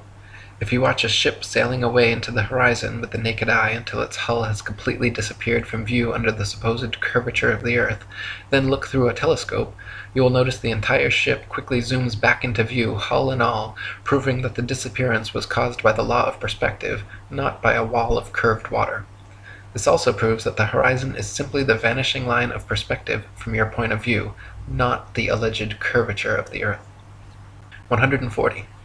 Foucault's pendulums are often quoted as proof of a rotating earth, but upon closer investigation prove the opposite. To begin with, Foucault's pendulums do not uniformly swing in any one direction. Sometimes they rotate clockwise and sometimes counterclockwise. Sometimes they fail to rotate, and sometimes they rotate far too much. The behavior of the pendulum actually depends on 1. The initial force beginning its swing, and 2. The ball and socket joint, which most readily facilitates circular motion over any other. The supposed rotation of the earth is completely inconsequential and irrelevant to the pendulum's swing. If the alleged constant rotation of the earth affected pendulums in any way, then there should be no need to manually start pendulums in motion.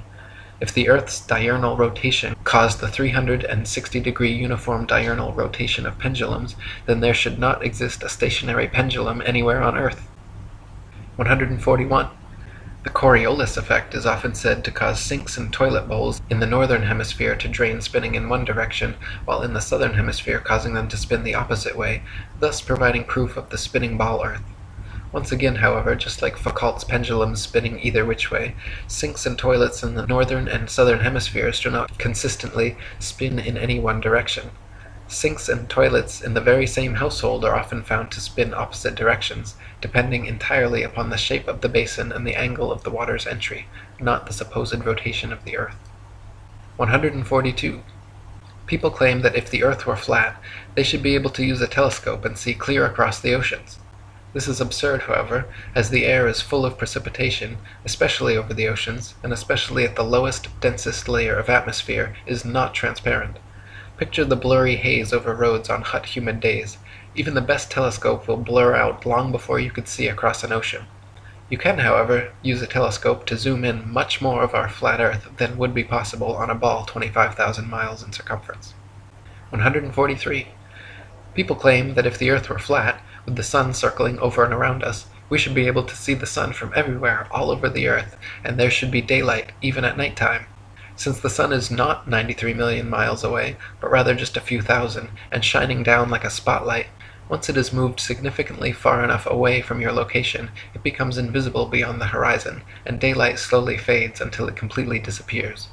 If the sun were 93 million miles away and the Earth a spinning ball, the transition from daylight to night would instead be almost instantaneous as you passed the terminator line. 144. Pictures of the moon appearing upside down in the southern hemisphere and right side up in the north are often cited as proof of the ball Earth, but once again, upon closer inspection, provide another proof of the flat model. In fact, time-lapse photography shows the moon itself turns clockwise like a wheel as it circles over and around the Earth. You can find pictures of the moon at 360 degrees of various inclination from all over the Earth, simply depending on where and when the picture was taken. 145. Heliocentrists believe the moon is a ball, even though its appearance is clearly that of a flat luminous disk. We only ever see the same one face, albeit at various inclinations, of the moon, yet it is claimed that there is another dark side of the moon which remains hidden. NASA states the moon spins opposite the spin of the Earth in such a perfectly synchronized way that the motions cancel each other out, so we will conveniently never be able to observe the supposed dark side of the moon outside of their terrible fake CGI images. Fact of the matter is, however, if the moon were a sphere, observers in Antarctica would see a different face from those at the equator, yet they do not. Just the same flat face rotated at various degrees. 146. The ball Earth model claims the moon orbits around the Earth once every 28 days, yet it is plain for anyone to see that the moon orbits around the Earth every single day. The moon's orbit is slightly slower than the sun's, but follows the sun's same path from tropic to tropic, solstice to solstice, making a full circle over the Earth in just under 25 hours. 147. The ball Earth model claims the sun is precisely 400 times larger than the moon and 400 times further away from Earth, making them falsely appear exactly the same size. Once again, the ball model asks us to accept as coincidence something that cannot be explained other than by natural design. The sun and moon occupy the same amount of space in the sky and have been measured with sextants to be of equal size and equal distance, so claiming otherwise is against our eyes, experience, experiments, and common sense. 148.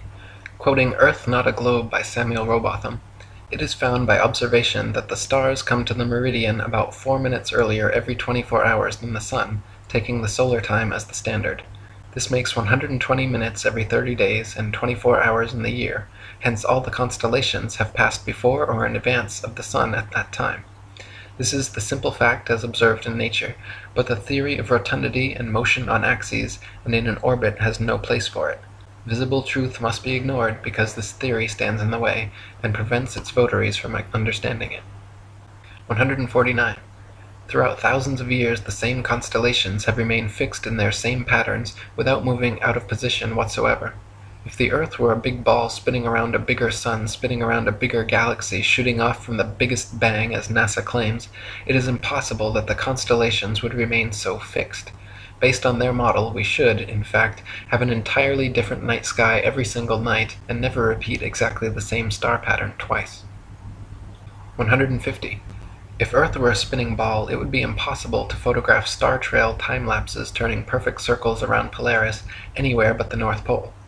At all other vantage points, the stars would be seen to travel more or less horizontally across the observer's horizon due to the alleged 1,000-mile-per-hour motion beneath their feet.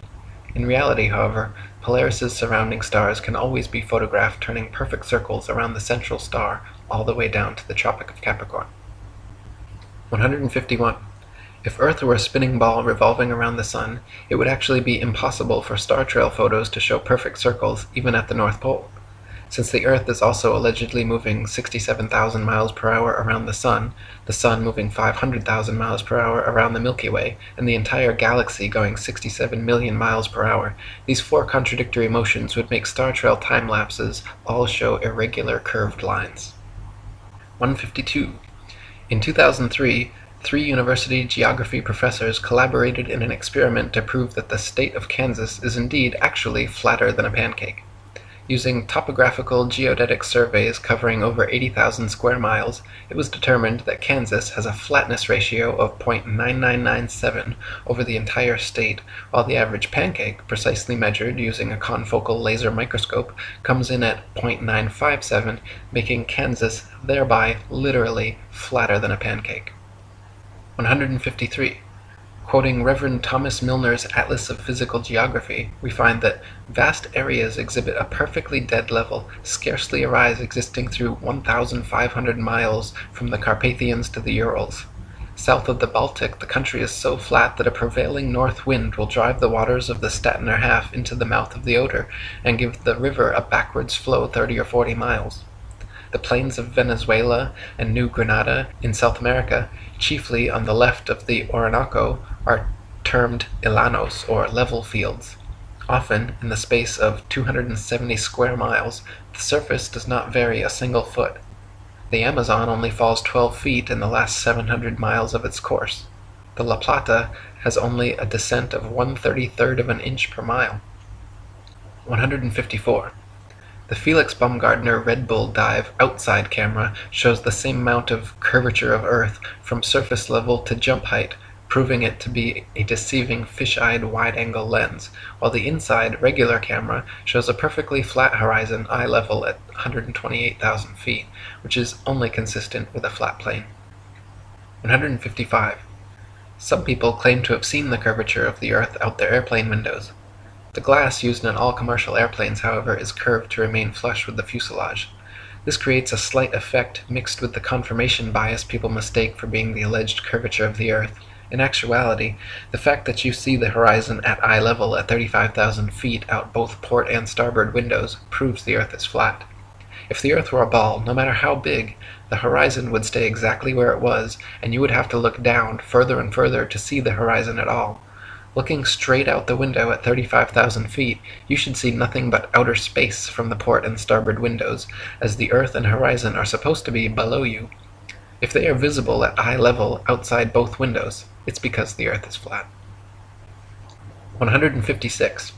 People also claim to see curvature in GoPro or other high-altitude camera footage of the horizon. While it is true that the horizon often appears convex in such footage, it just as often appears concave or flat depending on the tilt and movement of the camera.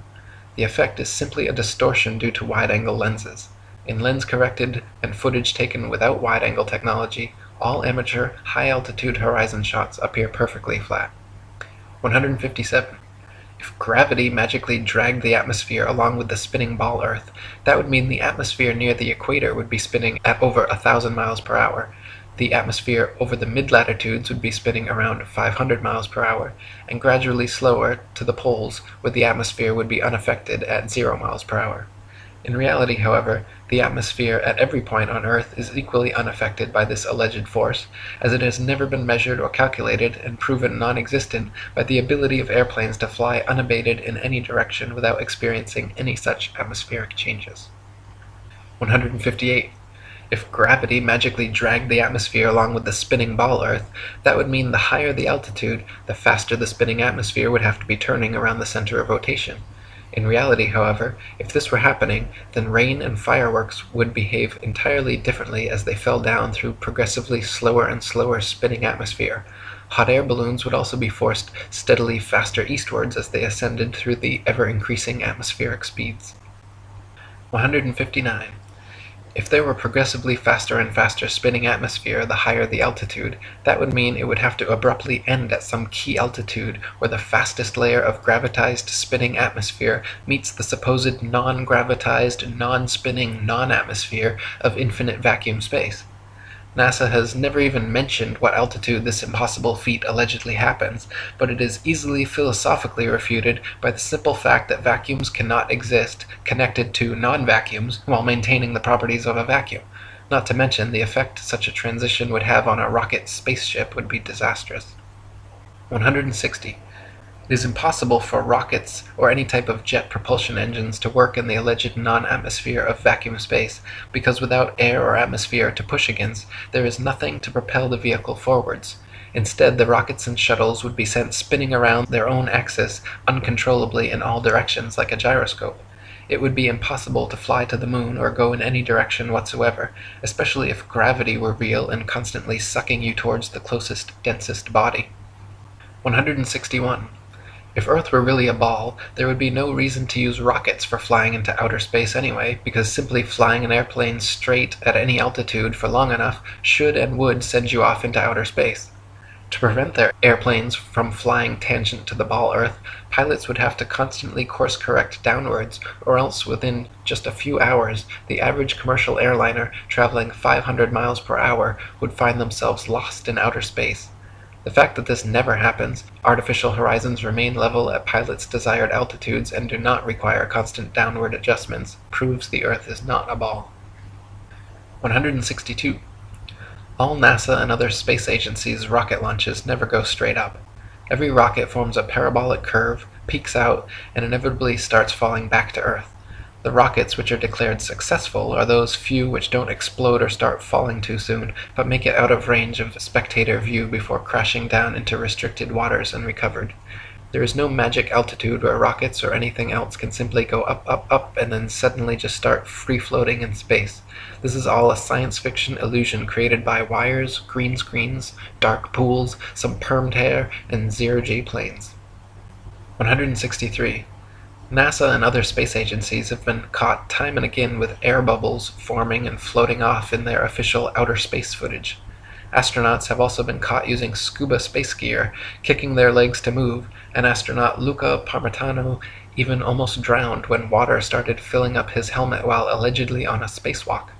It is admitted that astronauts train for their spacewalks in underwater training facilities like NASA's Neutral Buoyancy Lab, but what is obvious from their space bubbles and other blunders is that all official spacewalk footage is also fake and filmed underwater.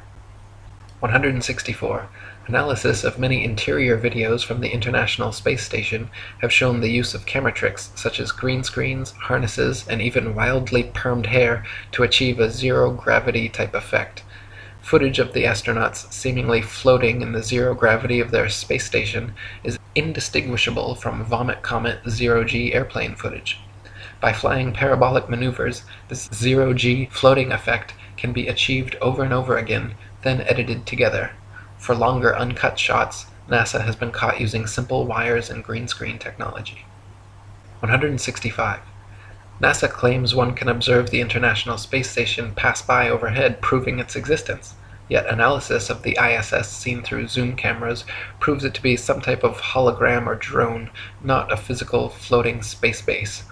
As you can see in my documentary ISS Hoax, when zooming in and out, the ISS dramatically and impossibly changes shape and color, displaying a prismatic rainbow effect until coming into focus, much like an old television turning on and off. 166. The geostationary communications satellite was first created by Freemason science fiction writer Arthur C. Clarke and supposedly became science fact just a decade later.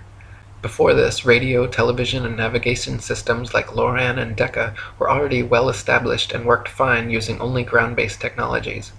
Nowadays, huge fiber-optic cables connect the internet across oceans, gigantic cell towers triangulate GPS signals, and ionospheric propagation allows radio waves to be bounced all without the aid of the science fiction bestseller known as satellites.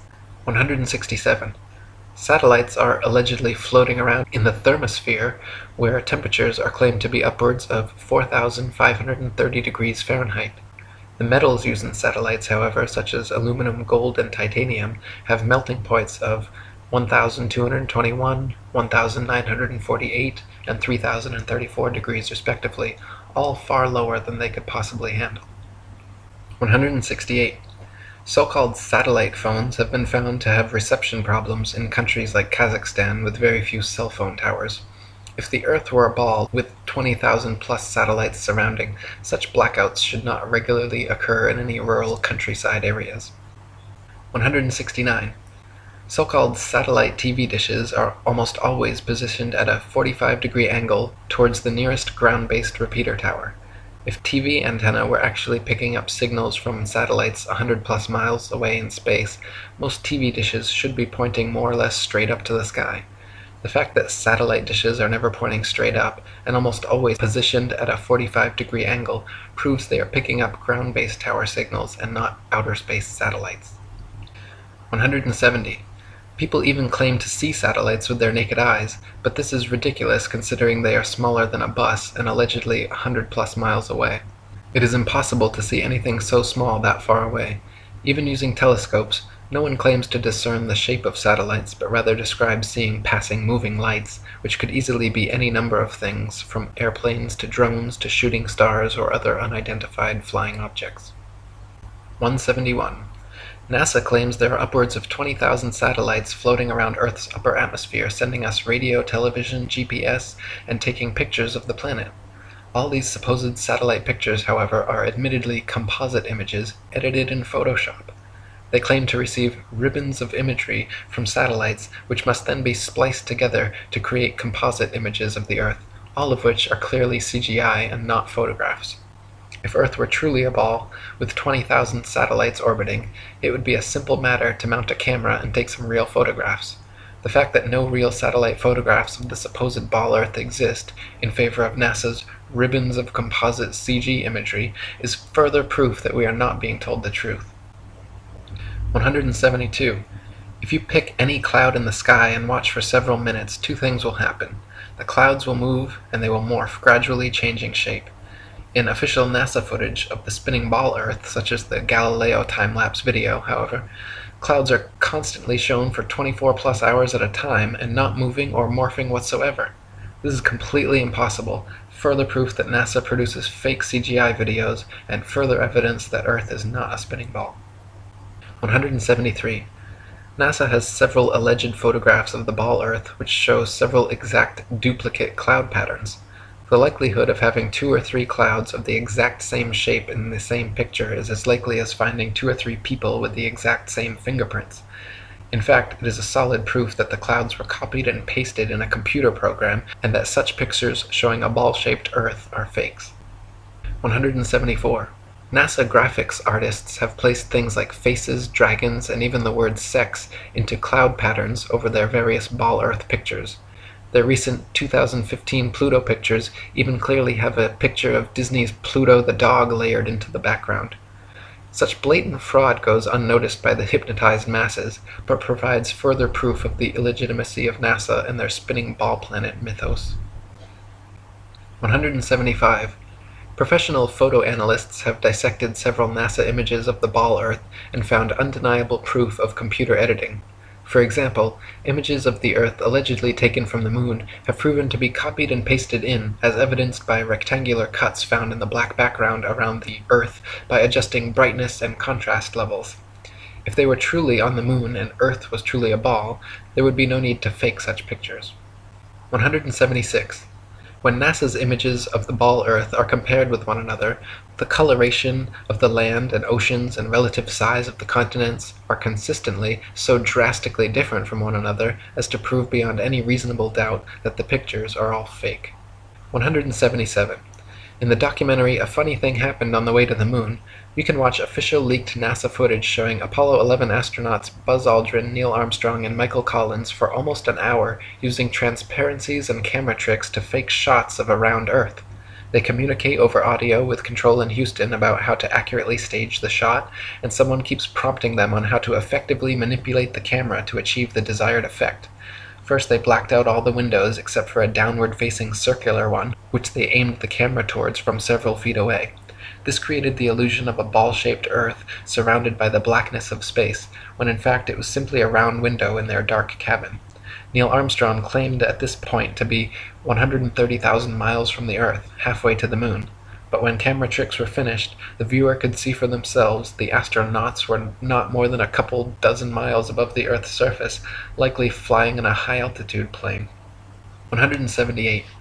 People claim Google Earth somehow proves the ball model without realizing that Google Earth is simply a composite program of images taken from high-altitude planes and street-level car cameras superimposed onto a CGI model of a ball Earth. The same could just as easily be molded onto a square Earth or any other shape, and therefore cannot be used as proof of Earth's rotundity. 179. If the Earth were constantly spinning eastward 1,000 miles per hour, then airplane flight durations going eastward versus westwards should be significantly different. If the average commercial airliner travels 500 miles per hour, it follows that westbound equatorial flights should reach their destination at approximately thrice the speed as their eastbound return flights. In reality, however, the differences in east and westbound flight durations usually amount to a matter of minutes, and nothing near what would occur on a 1,000 mile per hour spinning ball Earth. 180. The spinning ball model dictates that the Earth and atmosphere would be moving together at approximately 500 miles per hour at the mid-latitudes where LA to New York City flights take place. The average commercial airliner traveling 500 miles per hour takes 5.5 hours traveling east with the alleged rotation of the Earth, so the return flight west should take only 2.75 hours. But in fact, we find that the average New York to LA flight takes 6 hours, a flight time totally inconsistent with the spinning ball model. 181. Flights eastwards with the alleged spin of the ball Earth from Tokyo to LA take an average of 10.5 hours. Therefore, the return flights westwards against the alleged spin should take an average of 5.25 hours, but in actual fact take an average of 11.5 hours, another flight time totally inconsistent with the spinning ball model. 182.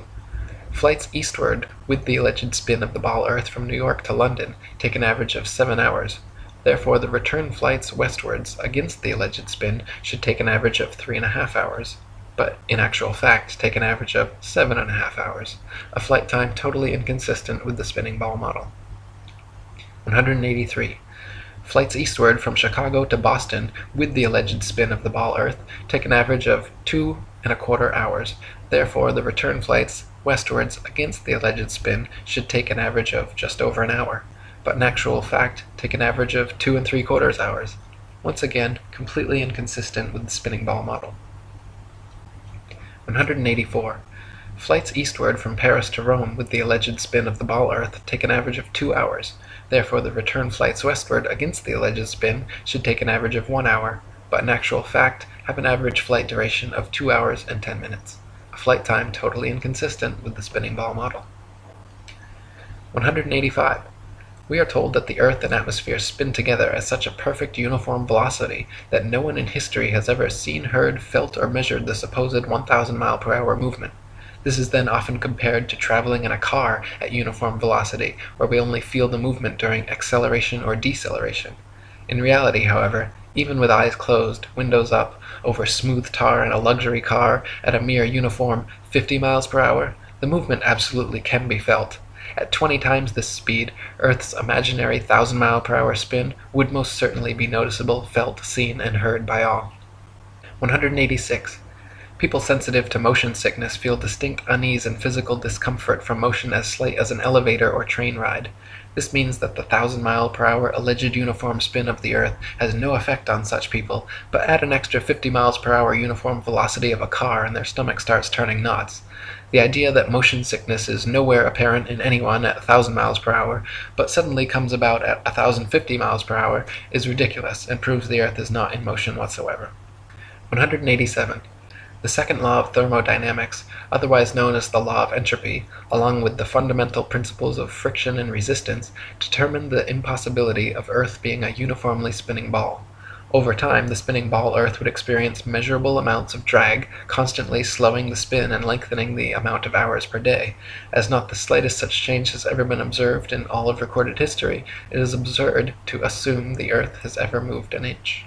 188. Over the years, NASA has twice changed their story regarding the shape of the Earth. At first they maintained Earth was a perfect sphere, which later changed to an oblate spheroid flattened at the poles, and then changed again to being pear-shaped, as the southern hemisphere allegedly bulges out as well. Unfortunately for NASA, however, none of their official pictures show an oblate spheroid or pear-shaped Earth. All their pictures, contrary to their words, show a spherical, and clearly CGI fake, Earth. 189. The Bible, Quran, Srimad Bhagavatam, and many other holy books describe and purport the existence of a geocentric stationary flat Earth. For example, 1 Chronicles 16:30 and Psalm 96:10 both read, "He has fixed the earth firm, immovable," and Psalm 93:1 says, "The world also is established, that it cannot be moved." The Bible also repeatedly affirms that the earth is outstretched as a plane, with the outstretched heavens everywhere above, not all around, giving a scriptural proof the earth is not a spinning ball. 190. Cultures the world over throughout history have all described and purported the existence of a geocentric stationary flat earth.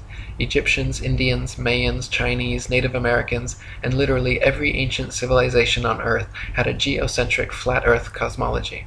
Before Pythagoras, the idea of a spinning ball Earth was non-existent, and even after Pythagoras it remained an obscure minority view until 2,000 years later when Copernicus began reviving the heliocentric theory. 191.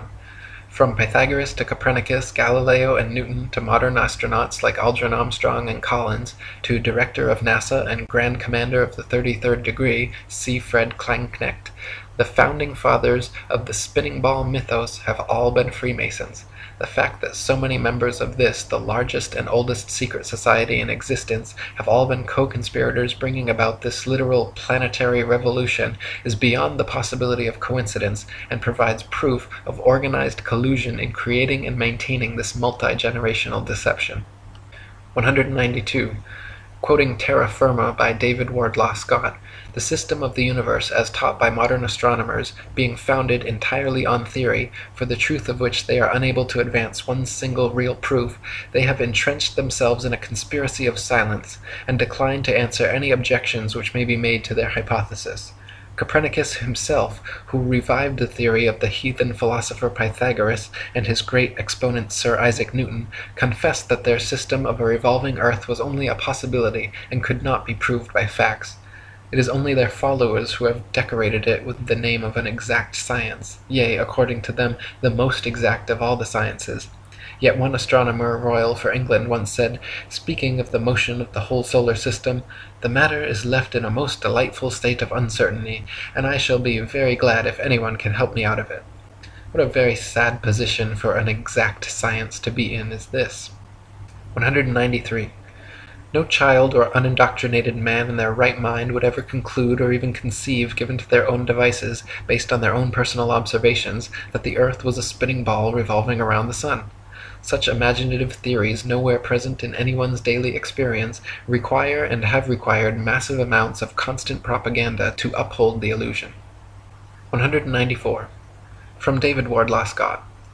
I remember being taught when a boy that the earth was a great ball revolving at a very rapid rate around the sun, and when I expressed to my teacher my fears that the waters of the oceans would tumble off, I was told that they were prevented from doing so by Newton's great law of gravitation, which kept everything in its proper place. I presume that my countenance must have shown some signs of incredulity, for my teacher immediately added, "I can show you a direct proof of this. A man can whirl around his head a pail filled with water without it being spilt, and so, in like manner, can the oceans be carried round the sun without losing a drop." As this illustration was evidently intended to settle the matter, I then said no more upon the subject. Had such been proposed to me afterwards as a man, I would have answered somewhat as follows. "Sir, I beg to say that the illustration you have given of a man whirling a pail of water around his head and the oceans revolving around the sun does not in any degree confirm your argument, because the water in the two cases is placed under entirely different circumstances, but, to be of any value, the conditions in each case must be the same, which here they are not. The pail is a hollow vessel which holds the water inside it, whereas, according to your teaching, the earth is a ball, with a continuous curvature outside, which, in agreement with the laws of nature, could not retain any water. 195. Astronomers say the magical magnetism of gravity is what keeps the oceans of the world stuck to the ball earth.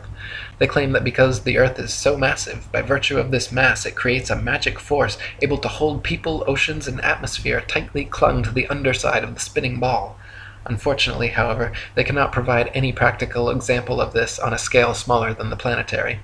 A spinning wet tennis ball, for instance, has the exact opposite effect of the supposed ball earth. Any water poured over it simply falls off the sides, and giving it a spin results in water flying off 360 degrees like a dog shaking off after a bath. Astronomers concede the wet tennis ball example displays the opposite effect of their supposed ball earth, but claim that at some unknown mass, the magic adhesive properties of gravity suddenly kick in, allowing the spinning wet tennis ball earth to keep every drop of gravitized water stuck to the surface. When such an unproven theory goes against all experiments, experience, and common sense, it is high time to drop the theory. 196. Quoting Marshall Hall. In short, the sun, moon, and stars are actually doing precisely what everyone throughout all of history has seen them do. We do not believe what our eyes tell us because we've been taught a counterfeit system which demands that we believe what has never been confirmed by observation or experiment. That counterfeit system demands that the Earth rotate on an axis every 24 hours at a speed of over 1,000 miles per hour at the equator. No one has ever seen or felt such movement, nor seen or felt the 67,000 mile per hour speed of Earth's alleged orbit around the Sun, or its 500,000 mile per hour alleged speed around a galaxy, or its retreat from an alleged Big Bang at over 67 million miles per hour. Remember, no experiment has ever shown the Earth to be moving. Add to that the fact that the alleged rotational speed we've all been taught as scientific fact must decrease every inch or mile one goes north or south of the equator, and it becomes readily apparent that such things as accurate aerial bombing in World War II down a chimney from 25,000 feet with a plane going any direction at high speed would have been impossible if calculated on an Earth moving below at several hundred miles per hour and constantly changing with the latitude. 197. Some people claim there is no motive for such a grand-scale deception, and that flat or ball makes no difference. By removing Earth from the motionless center of the universe, these Masons have moved us physically and metaphysically from a place of supreme importance to one of complete nihilistic indifference. If the Earth is the center of the universe, then the ideas of God, creation, and a purpose for human existence are resplendent. But if the Earth is just one of billions of planets revolving around billions of stars in billions of galaxies, then the ideas of God, creation, and a specific purpose for Earth and human existence become highly implausible. By surreptitiously indoctrinating us into their scientific materialist sun worship, not only do we lose faith in anything beyond the material, we gain absolute faith in materiality, superficiality, status, selfishness, hedonism, and consumerism. If there's no God and everyone's just an accident, then all that really matters is me, me, me. They've turned Madonna, the mother of God, into a material girl living in a material world. Their rich, powerful corporations with slick sun cult logos sell us idols to worship, slowly taking over the world while we tacitly believe their science, vote for their politicians, buy their products, listen to their music and watch their movies, sacrificing our souls at the altar of materialism. To quote Morris Klein, the heliocentric theory, by putting the sun at the center of the universe, made man appear to be just one of a possible host of wanderers drifting through a cold sky. It seemed less likely that he was born to live gloriously and to attain paradise upon his death. Less likely, too, was it that he was the object of God's ministrations. 198. Some say that the idea of an intergenerational worldwide conspiracy to delude the masses sounds implausible or unrealistic. But these people need only familiarize themselves with the works and writings of Freemasons themselves, for example John Robison, who exposed this in his 1798 book, Proofs of a Conspiracy Against All the Religions and Governments of Europe, carried out in the secret meetings of the Freemasons, Illuminati, and reading societies. Supreme Commander of the 33rd Degree Albert Pike was quite forthcoming in several letters regarding the Masons' ultimate goal of world domination, and the Zionist Protocols of the Learned Elders of Zion, the exact plan by which this would be and has been carried out, is completely disclosed. 199. From Foundations of Many Generations by E. Eschini. The only thing the fable of the revolving earth has done, it has shown the terrible power of a lie. A lie has the power to make a man a mental slave, so that he dares not back the evidence of his own senses. To deny the plain and obvious movement of the sun he sees before him, when he feels himself standing on an earth utterly devoid of motion, at the suggestion of someone else, he's prepared to accept that he's spinning furiously around. When he sees a bird flying and gaining over the ground, he's prepared to believe that the ground is really traveling a great number of times faster than the bird. Finally, in order to uphold the imagination of a madman, he is prepared to accuse his Maker of forming for him a sensiferous lie. 200. Finally, from Dr. Robotham. Thus we see that this Newtonian philosophy is devoid of consistency. Its details are the result of an entire violation of the laws of legitimate reasoning, and all its premises are assumed. It is, in fact, nothing more than an assumption upon assumption, and the conclusions derived therefrom willfully considered as things proved, and to be employed as truths to substantiate the first and fundamental assumptions. Such a juggle and jumble of fancies and falsehoods, extended and intensified as in theoretical astronomy, is calculated to make the unprejudiced inquirer revolt with horror from the terrible conjuration which has been practised upon him, to sternly resolve to resist its further progress, to endeavour to overthrow the entire edifice, and to bury in its ruins the false honours which have been associated with its fabricators, and which still attach to its devotees.